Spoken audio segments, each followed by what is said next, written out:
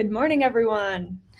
Thank you for joining. My name is Andira Schroeder. I'm the head of marketing for Link3D, and we're excited to have you here today. Before we jump into the event, I just wanted to review some of the technical best practices for the Remo platform that we're using today. So Remo tends to work best on a computer rather than a smartphone or a tablet, and Google Chrome tends to be the best browser for connection as well. If you are having connection issues, first try refreshing the page, but we've also found that sometimes a VPN may block access as well. So you may have to either disable that or try using a personal computer. I am also happy to help anyone get connected if you are having trouble. So you can message me in the chat function of Remo and we can get you connected. So now that that is covered, today we have a little bit of a different structure of event than we typically host. So Link3D's Mark Seaton and Janet Carr will be kicking it off with a 20-minute presentation on Link3D's perspective on digital transformation for AM in aerospace. But then we are honored to have two industry experts, Godfrey from SLM and Dr. William Herbert from Carpenter Additive, join us for a panel to get a broader view into what should be considered when thinking about digital transformation within the aerospace industry. So I'd like to welcome Mark Seaton and Janet Carr. Hi, Janet. Hi, thank you so much for having us. I guess we're just waiting for Mark to hop on. Okay.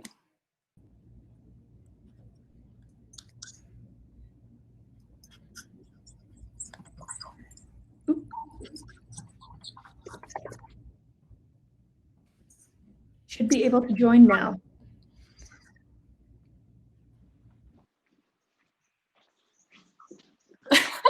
Hi, Janet. Hi, Mark. Thanks for joining us. I'm really excited that everybody could join us here today. If you were with us for our events this spring, we did a digital conference, one of the first in the industry, followed up by a marathon conference. Janet, you were up for 26.2 hours, I believe. That's right. It was incredible. And now we're doing ongoing events in Japan and next Singapore. We thought those were very valuable for the industry, but this is slightly a tweak. We're diving into a specific topic, which is digital transformation for a specific industry with aerospace.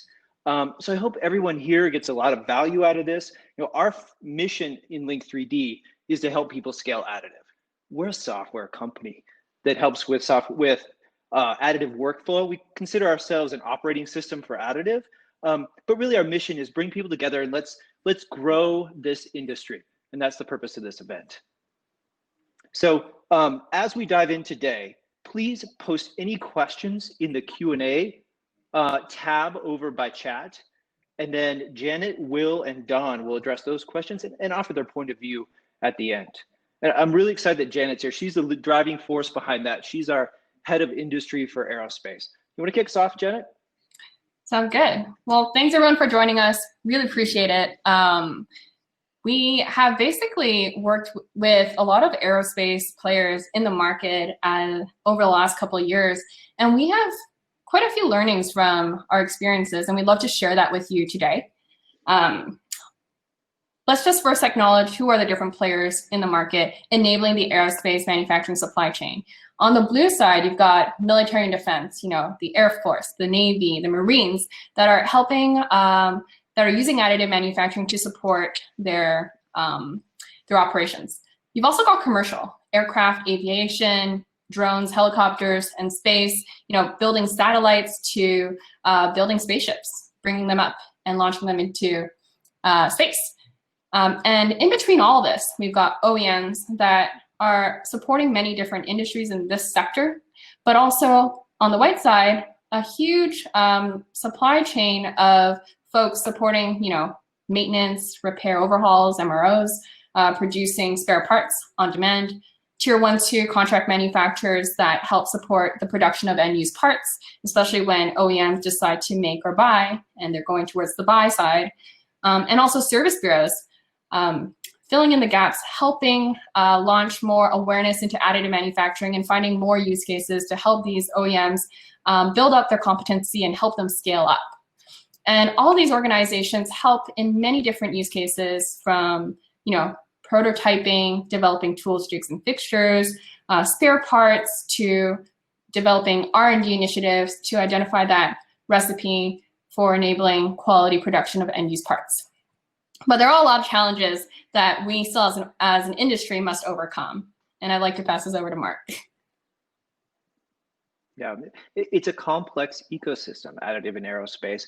And the challenges aren't concentrated in one of the players or another. You think about distributed manufacturing. When we were all experiencing COVID, people first thought about supply chain issues. But really, we think about distributed manufacturing as disaster recovery. If a facility goes down, how can you instantaneously reroute orders and keep all the underlying data, not lose anything?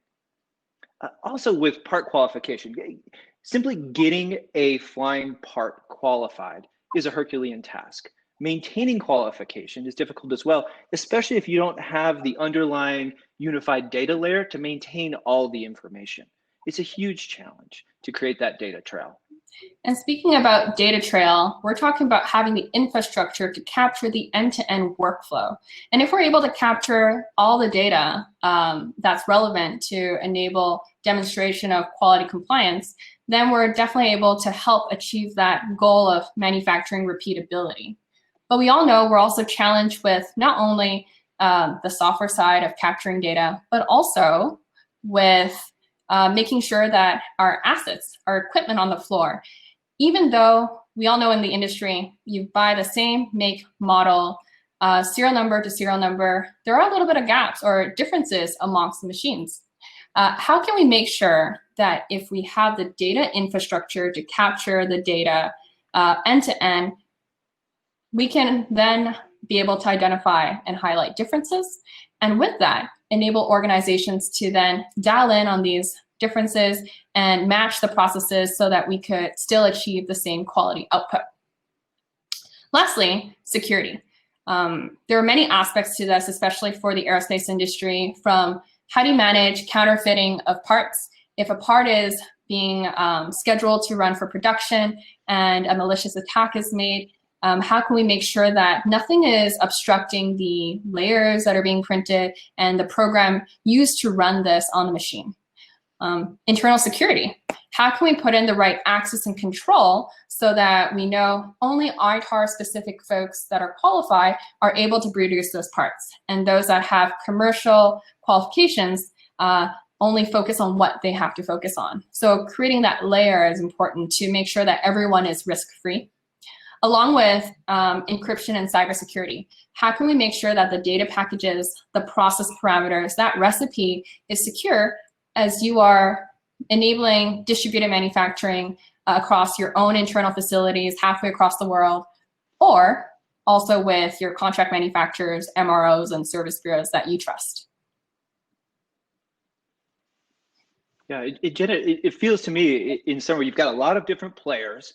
You've got these challenges that come down to process and eliminating risk. Nobody wants the auditors banging at your door. Everybody wants to show the return on investment for additive, but it also applies to each use case. You may be doing R&D, and if you look at this slide, it's going to get real busy, so let's clear it first. At the top in the blue, these are the different use cases we see: R&D, prototyping, all the way through series production and jigs and fixtures.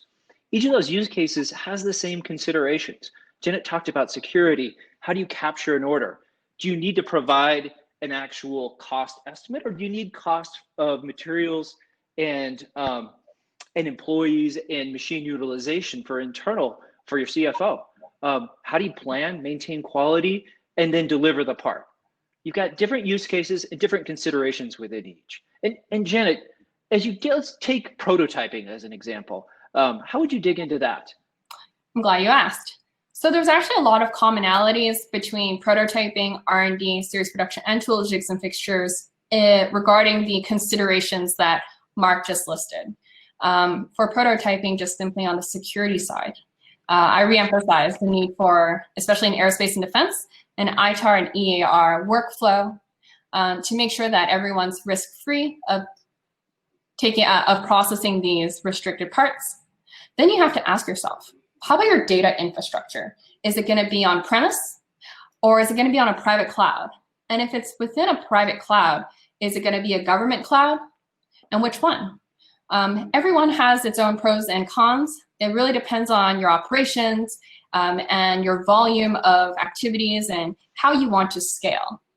This also includes SSO and access control. How do you make sure that your employees have a sustainable model so that if they're still with your company and they, get more access and control access, how does that look like? If they're no longer with your company, how do you maintain security as well?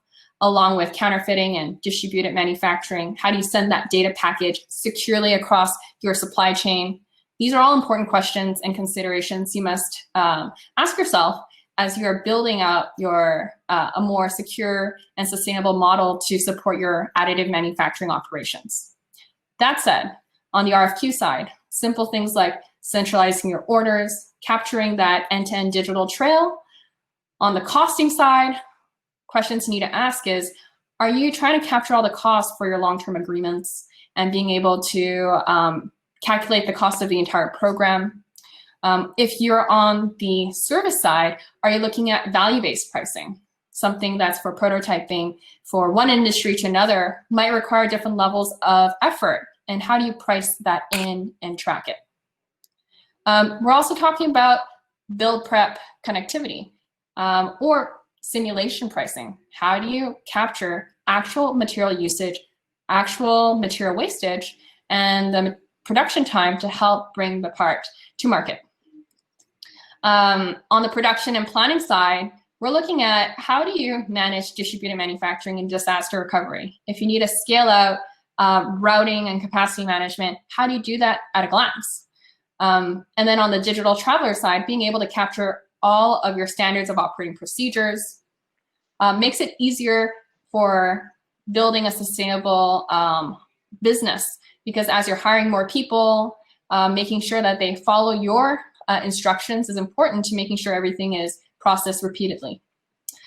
That said, most recently, a lot of machine manufacturers are also enabling what we call machine connectivity.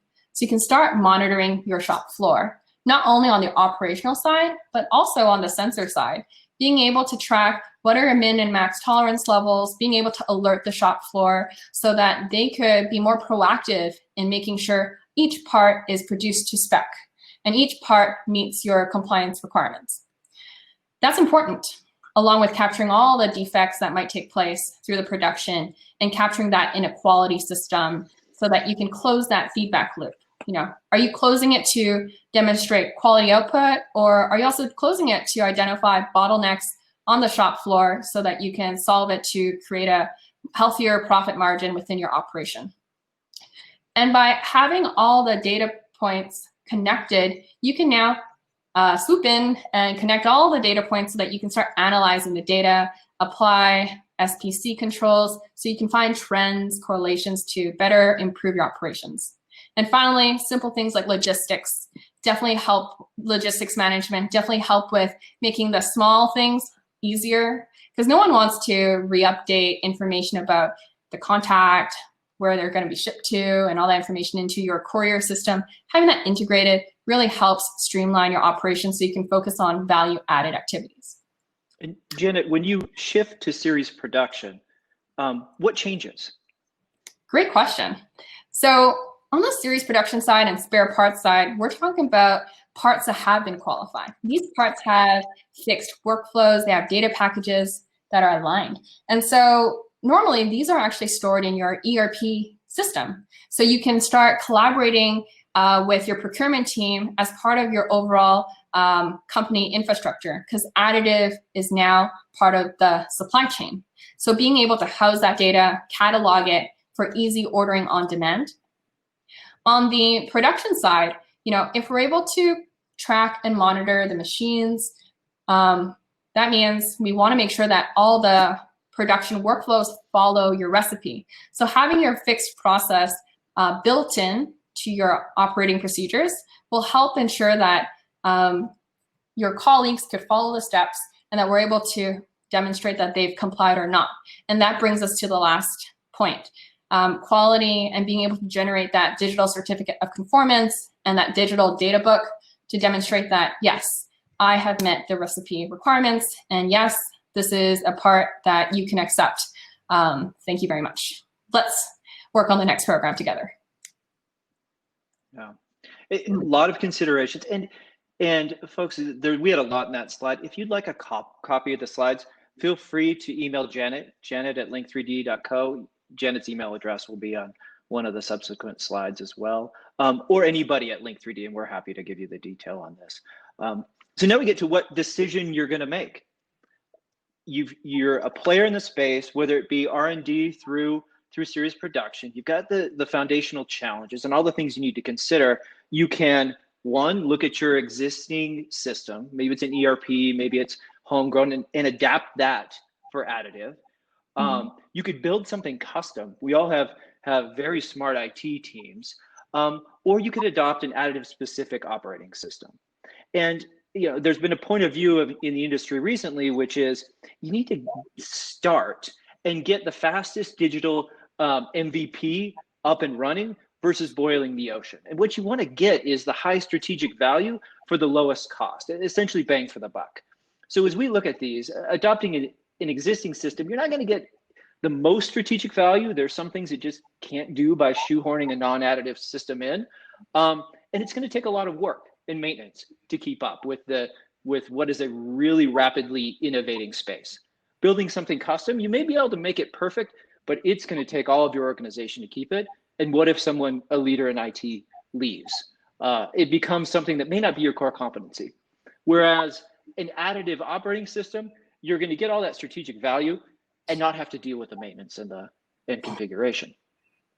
But this is very high level. Let's drill in. And the way we've chosen to drill in on this is by creating a graph. On the y-axis, that's your strategic value, high to low.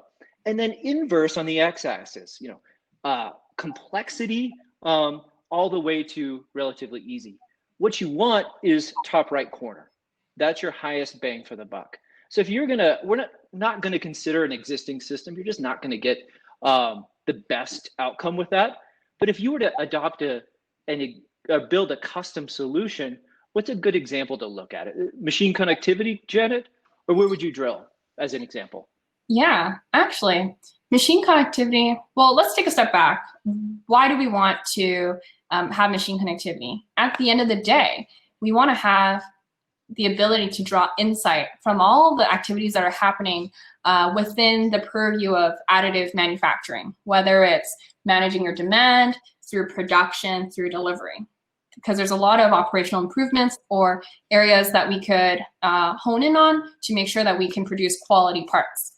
So on the machine connectivity side, what we found is if you were to build this on your own, it is quite complex. It does provide high strategic value because especially on the production side, being able to capture, if you've been able to meet your fixed workflow, that everything during production was within tolerance level, that is valuable because now you can say, here you go, auditors, I have met all the needs. And you don't have to be able to drag all these logs together and demonstrate it. If that's all integrated in one place, it makes it easier.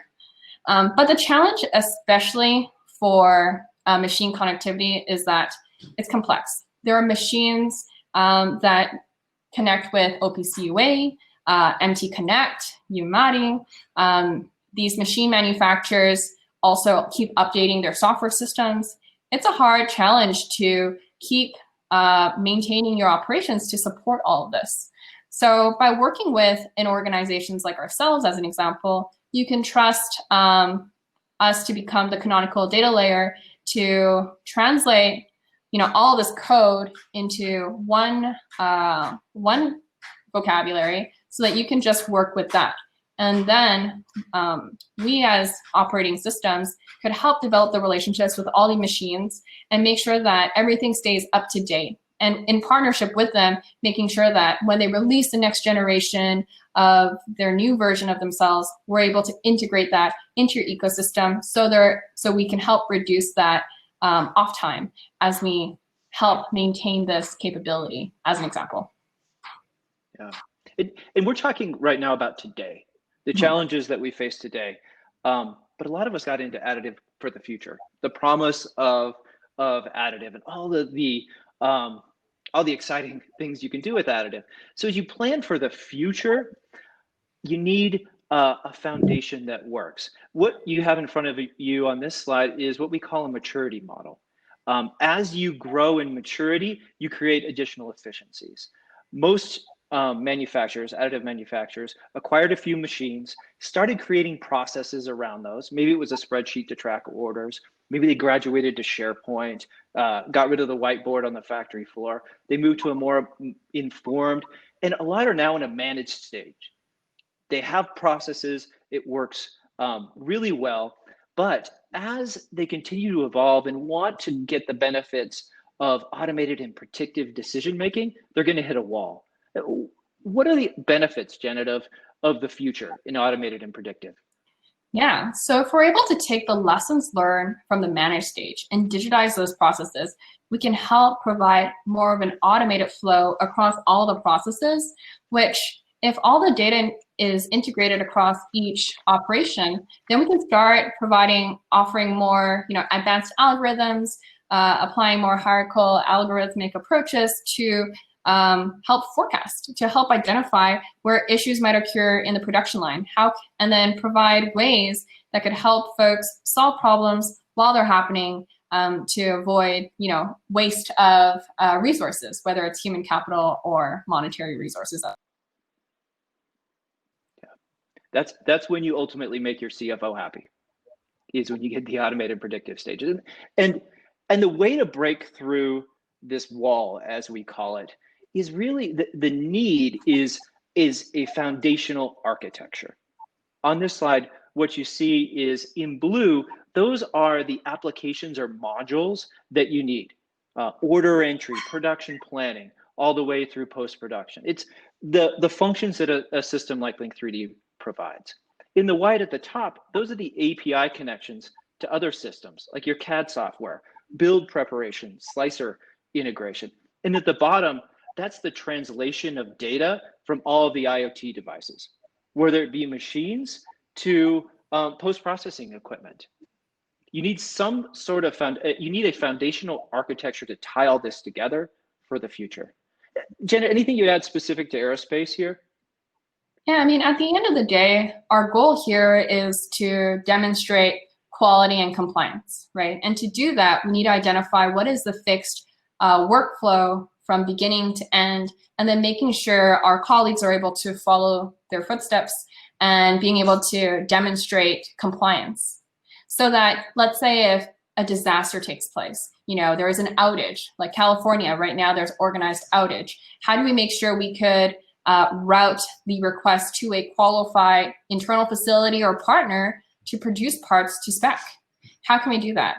So by laying the foundation to enable your infrastructure and the supply chain, you can really start taking advantage of scale, let's say. And here's just an example as to how we work with how many corporate organizations work, where they want to identify what is part of their internal operations and what is needed in their shop floor, and then how can we add in the layer of interaction between your shop floor to be integrated into your corporate infrastructure, so that if a disaster takes place, you can easily come in and help solve those challenges in an efficient and scalable way. Yeah, what you're looking at here in the gray, that's your existing systems. We said we don't recommend trying to shoehorn those for additive, but you can integrate with those. So you've got your all your softwares, your ERP, your data lake that exists today, and then in the blue on the bottom, that's your additive operating system and workflow, and the dotted lines are all the connections, so they work seamlessly together. That's the future, and that will allow you to really, that completes your digital transformation. It may look really complex here, and you need someone to hold your hand or lead you through that. And that's a free service that Janet is spearheading at Link3D. Yeah, so if you're ever interested in learning more about, the health of your operations, feel free to email me or go onto this webpage and sign up. And we're happy to share with you, dissect where you are today, what's your goal, what would it take to get there, given your current infrastructure, so that we can help you scale, so that if a disaster hits, you have backup plan so that you can help scale that through. Yeah. I'm really interested to hear what Don and Will's take on this is, because they've sat in the seat and are very experienced experts in this space. So I'm going to jump off stage. Phil, jump in. Thank you everyone for joining. Remember to put your questions in the Q&A.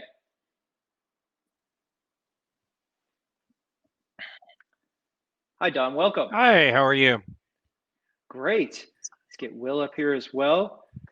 And Janet's going to moderate. Wonderful. All right. So let me just pull this up quickly. All right.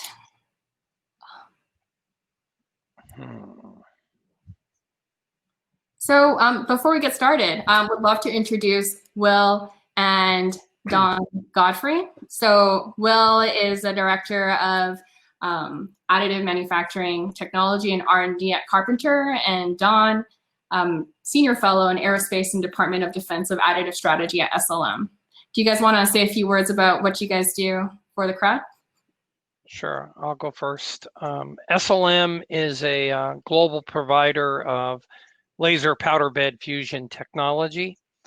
I was talking to someone this morning that they had never heard of SLM. So we are a competitor to companies like EOS or Renishaw or Concept Laser.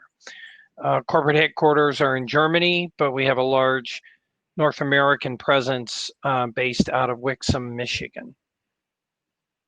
Okay, that's quick. Thanks, Don. How about you, Will? Sure.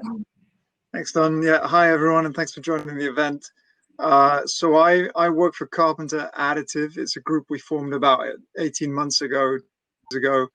Our real focus is on the materials, so we're here to help people select and design around materials to get the highest performance possible. We provide powder for additive manufacturing. We provide solutions to manage that powder and traceability, and some aspects of that is digital, so happy to talk about that. And we also provide contract manufacturing services for some of our customers, again, focused on aerospace primarily, but also medical and other fields. So thanks, Janet, for having us. Thank you. So before we get started, we just gave a presentation about, the importance of digital manufacturing for the aerospace sector. What are some of the considerations, Will and Don, that you agree with, or maybe disagree with, or have a different perspective on for enabling the aerospace industry?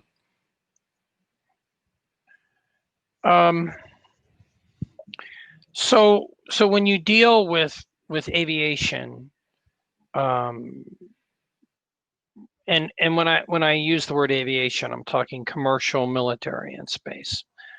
One of the things that you really have to focus on is documentation, which you stress very, very much, and fixed processes, which you touched on there.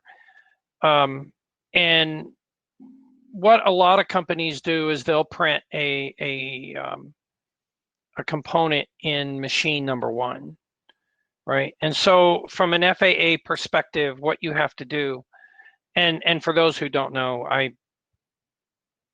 for 13 and a half years, I did this for Honeywell Aerospace. And so when I say from an FAA perspective, what I'm really saying is what they made us do.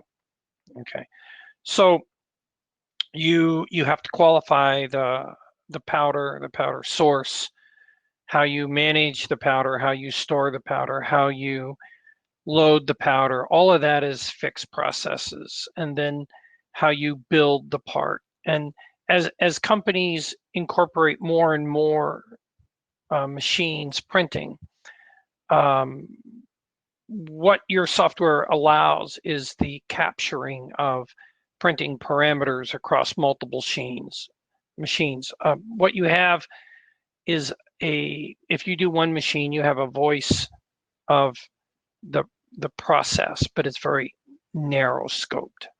But if you have multiple machines using the same alloys, not necessarily the same parts, what your customers want to know, the customers meaning the Aerospace, the Boeings, Airbuses, Lockheed Martins, FAA, military. What they want to know is what are machine-to-machine variations and what are the variations within a machine.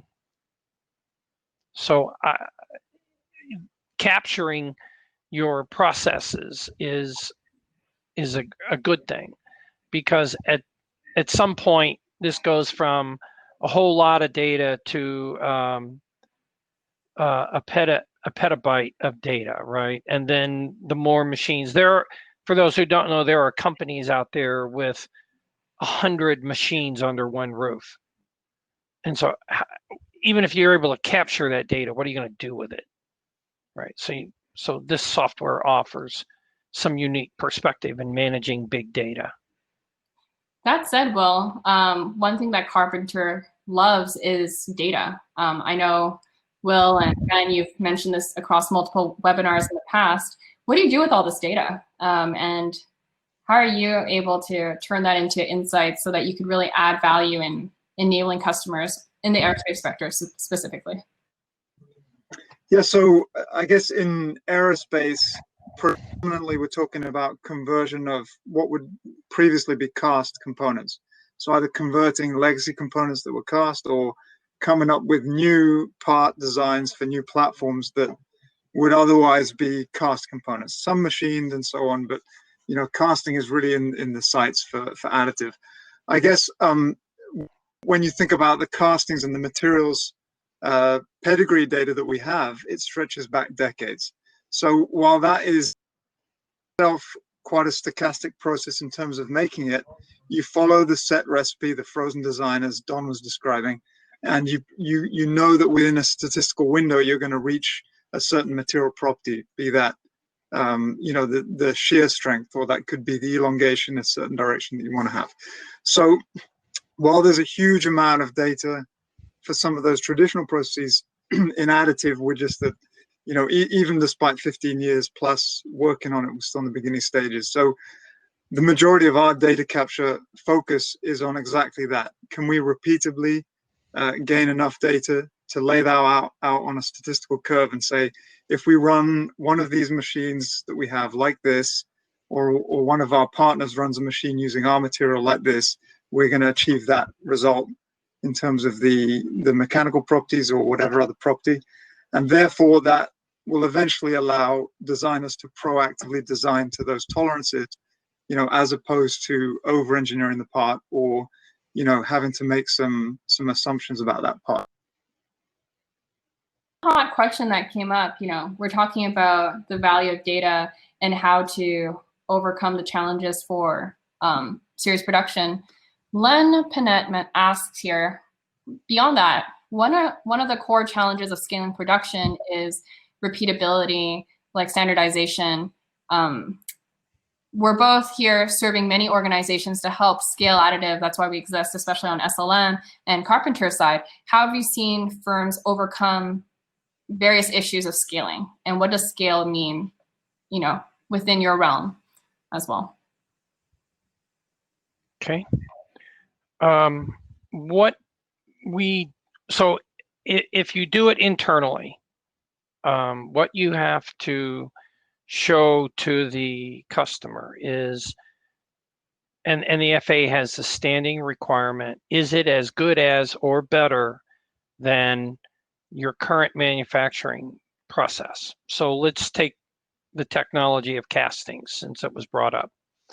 You're going to take mechanical property data for 718 castings, say, for example, and what are the tensile, what are the low cycle fatigue, high cycle fatigue test results at room temperature, at 400 degrees, at 800 degrees, at 1200 degrees, and then at 1600 degrees. And so you're going to build that curve, and you're going to test printed components along those same types of tests, so that you can say with certainty that you have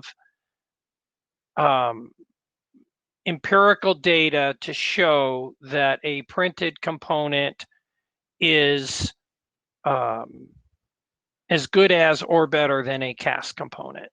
That's what we had to do to print and fly the many parts that Honeywell put out in air. And we've been flying parts since December 18th, 2015. And Aviation Week just 3 weeks ago did a story on one of those parts.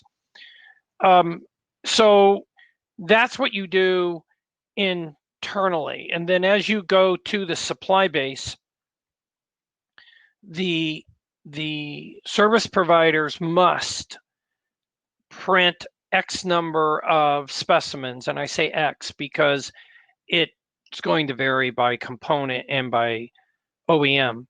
But you must prove that the mechanical property data off that one particular machine matches the database that the FAA approved for flight. You must prove equivalency. And just because you get approval to print on an SLM machine 280 does not mean you have approval to print on an SLM machine 280 that's right next to it, or an EOS machine. You are approved machine by machine by machine. You are approved by machine serial number. As far as standards go, there were no standards 10 years ago. So companies like Honeywell, GE, Pratt, Rolls-Royce, we developed our own. And now as we roll out new alloys, and ASTM and SAE are coming out with standards, there is a push to use publicly approved standards. But these large companies also tweak powder chemistries just a little bit to give them what they think might be a competitive edge in the performance field. So yes, there are standards, not as many as there should be, but predictability is that you have to prove it through, we don't like the word predictability. You have to prove it through empirical data. What is it? And it can't vary. And Will, what's your perspective on that, building in-house versus outsourcing and relying on your supply chain as it relates to scale? Yeah. So, I mean, the definition of scale in additive manufacturing today, at least with the laser and the electron beam technologies that we use, is tens of parts, maybe hundreds of parts for a series. So it's still pretty low. I think in terms of scaling, in terms of your operations, making different development platforms, using vendors to help do that, I think, at the end, the OEM, that design authority, is going to own the specification, which is the recipe, and they're going to say, make it to that. Now that's typically relevant, but it takes a lot of money to generate that and to come up with the confidence, and then that is issued to the suppliers. And if they follow that recipe and they can be audited and they have some of those accreditations like AS9100, maybe NADCAP welding accreditation, so on and so forth, I think you can, as an OEM, you can absolutely use both internal and external sources to drive programs forward faster, and you should, because there's a lot of talent out there at some of these contract manufacturers that can support and accelerate that effort. Okay. On a different topic, though, thank you so much for that, Will and Donna. On another note, as it relates to machine connectivity, how will a connected ecosystem benefit aerospace quality management? Okay. Don, you want to take that one since you're a machine manufacturer first? Well, here I'm going to answer that question from the perspective of a user, right? One of the things that internal quality organizations fear and your customers fear is, are you loading the correct CAD file, the correct Magix file into that machine each and every time? And a lot of IT organizations have now banned the use of thumb drives. And if you notice, machines have for years came out and said, just take this thumb drive, take this key, put it in, and run your program. That's beginning to freak some IT people out. So what you need to do is have every machine set up on a LAN. You have to have a LAN now. And then the question then comes back is, who can load a file through the LAN, and where do you store that file? That's what the industry is beginning to move to as rapidly as possible, because in our case, we weren't even allowed to have thumb drives in the building, right? So, and I know that is the case for many DoD applications. They don't want them there. So it's going to be software like this that connects connects to the machine through a LAN. You don't have to have the CAD file on your system, but you have to have the build file on your system. And it has to be stored securely and something that will pass an audit. So connectivity, that all kind of benefits the ecosystem and benefits quality, but it's no longer a benefit, it's a requirement. You have to do it. Will, anything you'd like to add to that? Yeah, I mean, I guess Don is talking about data upload to the machine, and the authority files, which you have to store very carefully because that's a lot of IP, super important. But also these machines also log a lot of information, and the connectivity aspect is how do you extract that information in a useful way and use it to improve your quality system, right? And the log files can be read after the fact from an SLM or from another machine. But how do you do that real time? How do you use a business interface tool to do the real time analysis, to identify when a critical process variable has been breached, or a window of operation has the actual oxygen level or the temperature or whatever has gone out of that normal level, and that allows you to do several things. It spots a potential quality non-conformance, but it also allows you to stop that build and save you waste and cost if you do it early enough, right? So I think there's a lot of work needs to still go into extracting useful information, real time from these machines, in situ monitoring and so on. We are only just starting on that journey, and there's a lot of possibilities.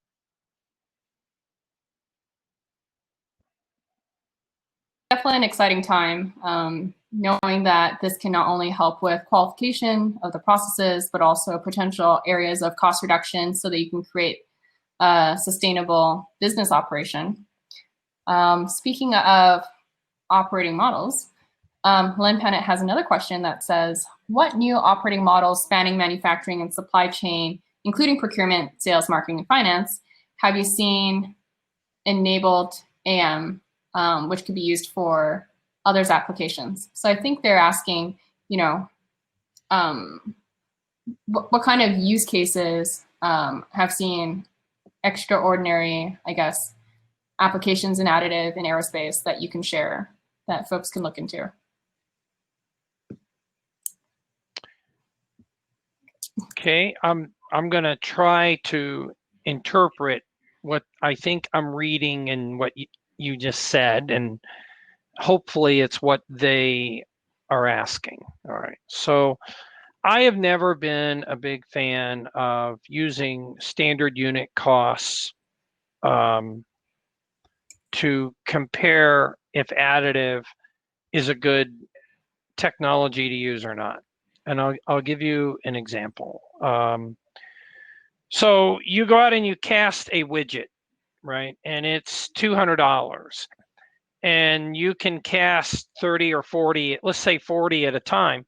Well, that's very, very difficult for additive technology to compete against a casting. You almost are always going to lose.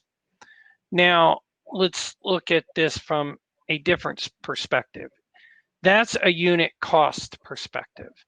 Let's look at it from the perspective of working capital. All right. So let's say you need 60 engine mounts a month and your casting house gave you 40. That means you are 20 short, right? And it costs $1,000 to print this $200 part. Well, obviously, if you're just looking at unit cost, you're not going to print that part. But what the reality is that if you don't get those 20 other engine mounts, that means 20 engines don't ship. So if an engine is, just argument's sake, it's $1 million, that means $20 million does not go out at the end of the month. And guess what? The aerospace customer cannot ship a plane without the engine.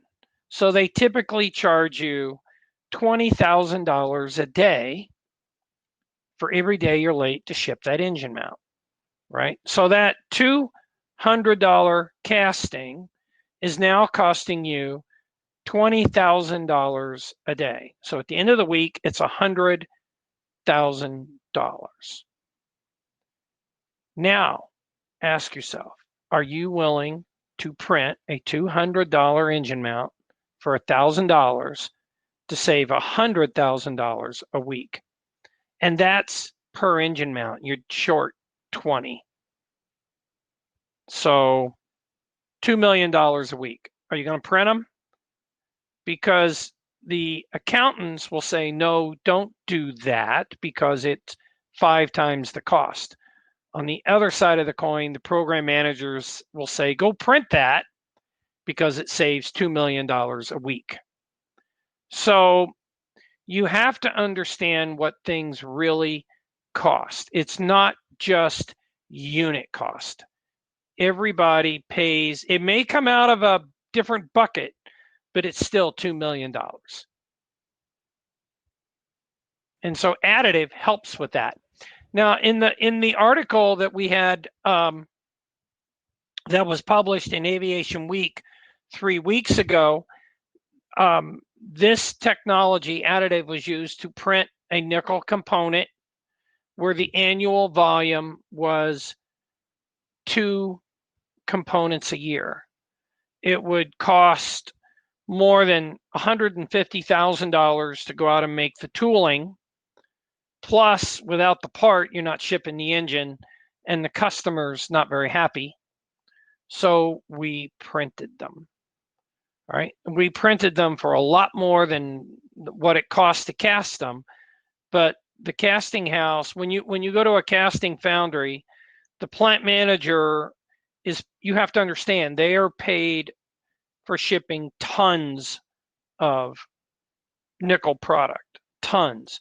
They don't care about your 5-pound part, right? They get paid to ship metal, they're not paid to solve your problems. So in cases like that, additive was a great financial benefit because that allowed us to ship the engine. Mm-hmm. And that's a fascinating story. And William, do you see similar experiences play out with the aerospace sector on developing the business case and the financial model and aligning corporate groups to buy into the additive manufacturing solution? Oh, you're muted. It always starts with the engineers and the designers, right? And a lot of the exercises we do is taking some of the old blueprints and drawings that these guys maybe been on a shelf or in a filing cabinet for 40, 50 years in some cases, and you rifle through those and you say, okay, what is a low volume component, high complexity, that would be a cast, exactly as Don said. We want to have that available in a digital inventory. So we run that sort of exercise. In terms of aligning the corporate kind of behemoth around how do you get additive to work, I mean, procurement is certainly important. I find the legal group, you need to get them on your side because there are a lot of IP considerations. but I would say it always starts with engineering. And, eventually, if engineering buy into it and believe there's a value proposition, then that can get sold through. Mm-hmm. And speaking of, design and engineering, Don, from the user point of view, what has been like the greatest methodology for assessing, which items to take to market with additive? We used additive to remove supply chain disruptions. So go back to the engine mount. Literally, that's a real story, right? And the numbers I threw out there are real. So you identify components that you're having difficulty in the supply chain that keeps you from shipping an engine. Because if Boeing, Airbus, Lockheed can't fly that $100 million jet, somebody's going to pay for it. And it's almost always the supplier, right? So you want to do what you can to eliminate any and all supply chain disruptions. So that being said, a lot of accountants would say, well, we want to use additive to reduce cost. Well, the problem with, yes, you do. Yeah, you do. But the problem with that is that if it is a component replacement that is currently in the field, the FAA or your customer is not going to let you change the shape or topography of that component, because the moment you do, it becomes a new part number. And now you are required to do a recertification of the engine. And that can cost you millions. So what a lot of companies are doing are printing configurations that are currently castings or currently sheet metal weldments. Now, let's talk about new engines. We are coming out with, we being the industry, is coming out with configurations that can only be made using additive. That's great. That's fantastic. But when you qualify that engine, you are qualifying that new shape. And so you get to piggyback with it, right? It's still expensive, but that's been one of the barriers to implementing additive, is that everybody sees it as this cool technology to use topology optimization to go reduce weight. Yeah, you can, but you got to have the right application for it. And it's typically not replacing an old part. Awesome. So I think we're almost about time. So we're going to be wrapping up with the last question. But just for everyone here, once we end the presentation, we'll go back into virtual networking mode. So you can always ping up Don and William on the virtual floor to learn more about what they're doing, or myself, to see how you can also scale up your additive manufacturing operations for aerospace. And this last question I'm really excited about, since SLM and Carpenter have a material play. How does accessing material database filled with qualified parameters effective for ramping up production? Will, do you want to start, since you are a materials company? Big question to end on, Janet. I know we want to wrap up soon. From where we come from, it's the critical thing we're working on, right? And that's why I said we're implementing this data capturing infrastructure in order to do this at scale, right? And I think eventually what you want to do is you want to provide the designer with confidence that they can make this new shape, for a new platform that will get qualified in service, and do so without having to re-spend $100,000, $500,000 every time to qualify through all those materials, right? And we want to do that not just on an SLM machine serial number XYZ over here, but we want to do it on on this machine and that machine, and potentially different facilities and a vendor network and so on. And how do you enable that for all these different powder materials? And how do we get to that stage as an industry where we have all that data available quickly? It continues to be a challenge. And there are these industry-wide collaborations going on. There's the SAE, and I think for everybody on the phone, if you're not participating in those or have somebody who works on those, you should.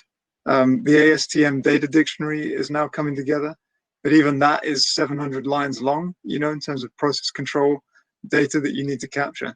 So my advice is to take it a step at a time, right? Figure out what material is important to you, figure out what data is critical for your family of components, and then work out a specific scope of work to go get that data quickly and make those steps along, right? Yeah. Don't try and consume the whole buffalo at once, because it will take a lot of industry players to come together to get that done.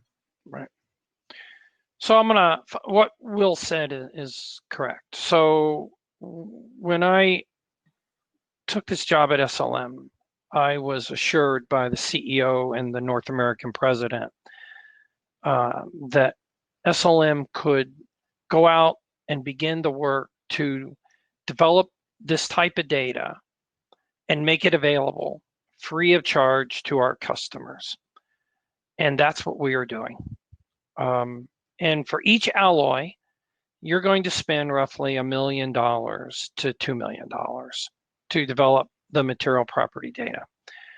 And I am working now with ASTM and other organizations that once this data has been developed, we will give it to them. We will give it to the Patel Institute so that they can develop MMPDS standards. And we've started already with 718. We're about to kick off F357 and Hastelloy X. And I can't solve everybody's problem in the first 30 days, but let's think about a year from now what we can have. And our strategy is to help companies understand the mechanical property values so that they can design for additive and remove the element of risk so that they can have confidence, they can have assurances that when they print a part on SLM machines, that it's as good as or better than the manufacturing processes that they are using today. And that will happen. It's going to happen. And it's very expensive. But we also realize that if you don't do it, there's no reason at all to buy these machines. All right. Well, that's a wonderful wrap. So thank you very much, John and Will, for joining us in today's fireside chat about digital transformation, touching on topics as to how one could scale their aerospace manufacturing programs as it relates to additive. So if anyone wants to connect with John and Will and myself after this presentation, feel free to find us on the virtual floor. And note that we will have a recording of this presentation so that if you want to share this amongst your colleagues, rewind and refocus on one of the valuable conversations we had here today, look forward to that in your mailbox soon. Thank you very much. Thank you, Jenna. All right then.